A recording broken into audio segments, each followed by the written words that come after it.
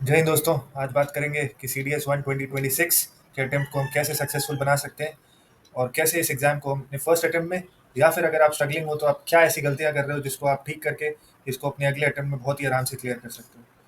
पहले मैं अपने बारे में बता देता हूँ। मेरा नाम वैभव है। I have cleared this exam 6 times with a score of over 78 plus in English and 45 plus in G के।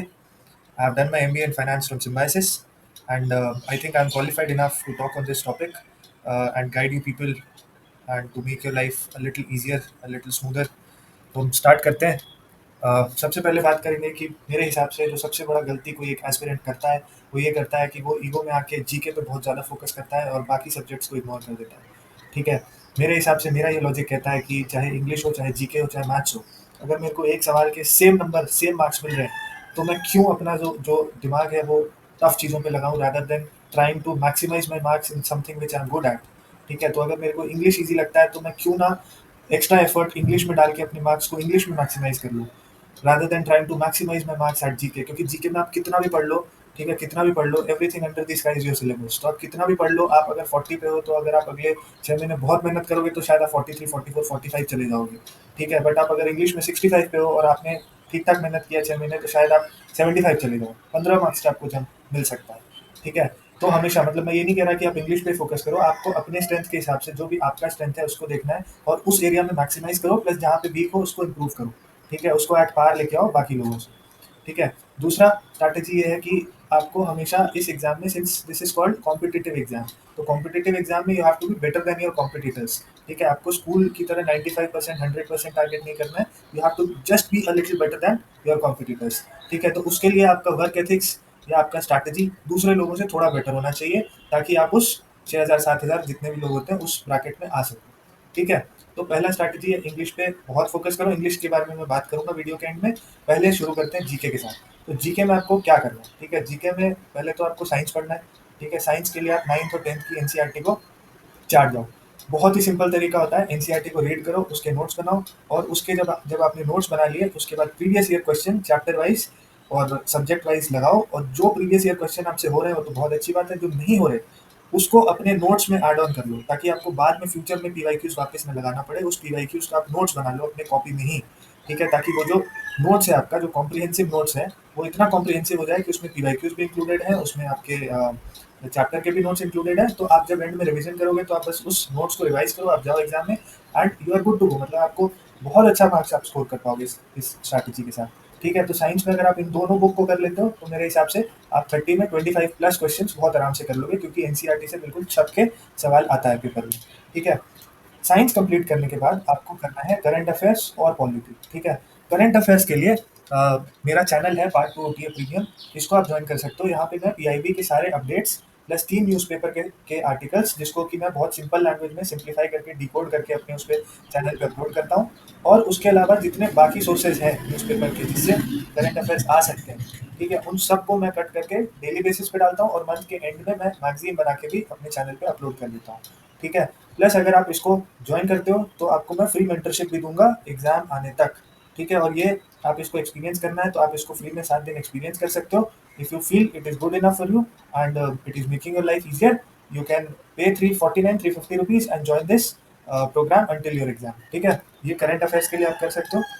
उसके अलावा पॉलिटी के लिए आपको लक्ष्मीकांत पढ़ना है। आप मेरे टेलीग्राम चैनल को ज्वाइन कर लो, वहाँ पे मैंने बताया हुआ है कि एग्जैक्टली कौन कौन से चैप्टर्स पढ़ने हैं और कौन कौन से नहीं पढ़ने।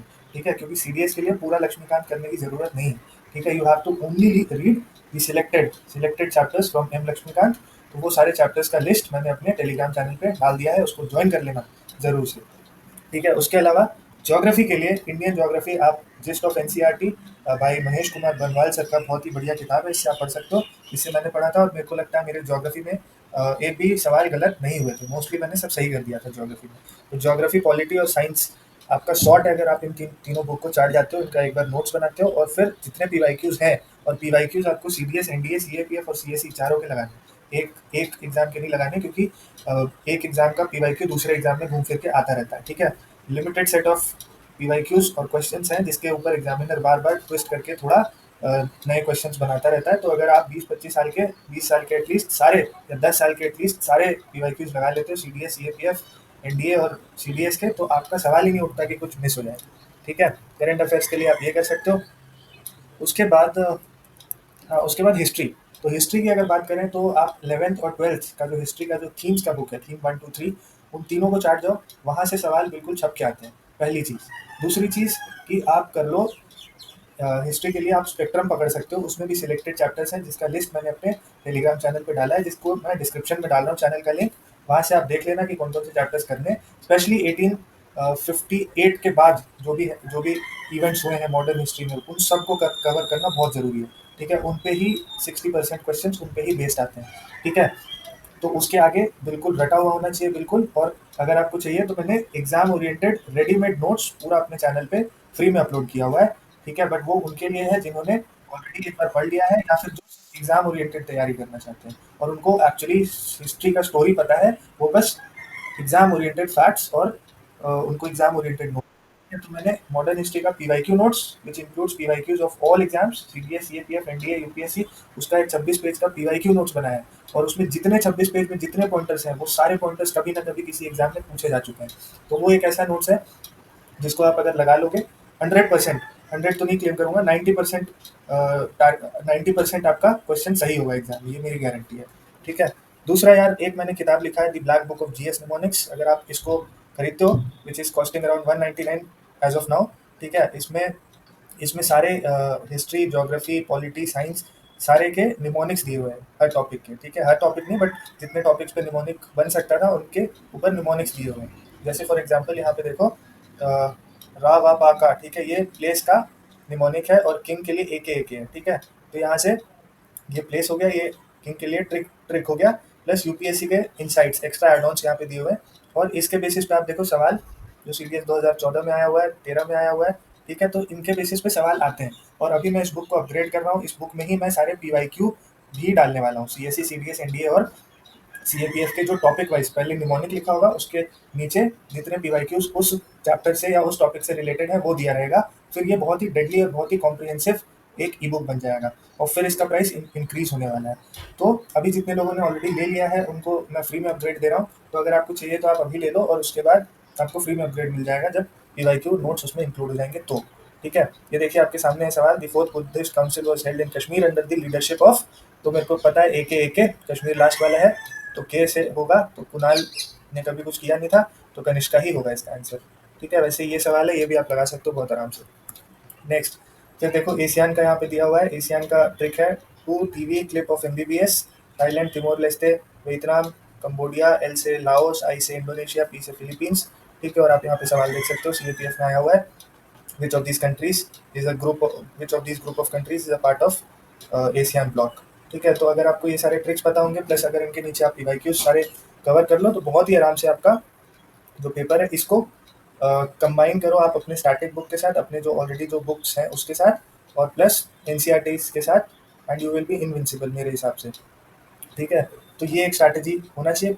And I am recommending you this book because इस बुक को अगर आप यूज़ करते हो तो you are getting a little ahead of your competitors. ठीक है, it is making your life a little easier by helping you remember facts very quickly as compare to your competitors.